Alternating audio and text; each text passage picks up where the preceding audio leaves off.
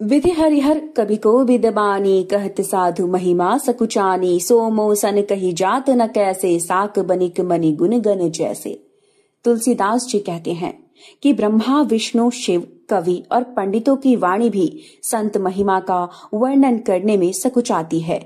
वह मुझसे किस प्रकार नहीं कही जाती, जैसे साग तरकारी बेचने वाले से मणियों के गुण समूह नहीं कहे जा सकते।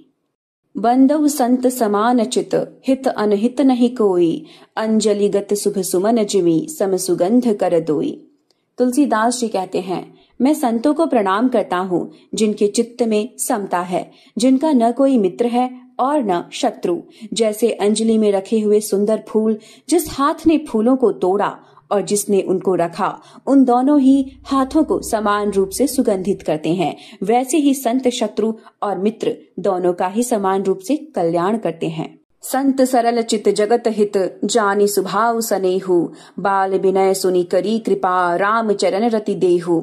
तुलसीदास जी कहते हैं कि संत सरल हृदय और जगत के हितकारी होते हैं।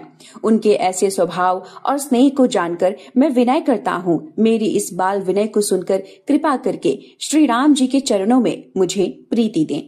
बहुरी बंदी खलगन सति भाए, जे बिनु काज दाहि नेहु बाए, परहित हानि लाभ जिन्ह केरे, उजरे हर्ष विषाद बसेरे।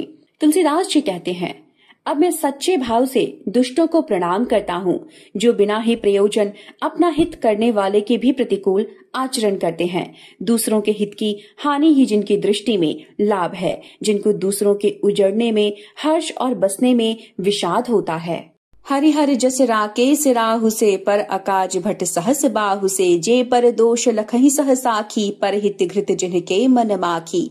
तुलसीदास जी कहते हैं कि जो हरि और हर के यश रूपी पूर्णिमा के चंद्रमा के लिए राहु के समान है, अर्थात जहाँ कहीं भगवान विष्णु और शंकर के यश का वर्णन होता है, उसी में वे बाधा देते हैं, और दूसरों की बुराई करने में सहस्र बाहु के समान वीर हैं, जो दूसरों के दोषों को हजार आंखों से देखते हैं, और दूसरों के हित रूपी घी के लिए जिनका मन मक्खी के समान है, अर्थात जिस प्रकार मक्खी घी में गिरकर उसे खराब कर देती है और स्वयं भी मर जाती है, उसी प्रकार दुष्ट लोग दूसरों के बने बनाए काम को अपनी हानि करके भी बिगाड़ देते हैं।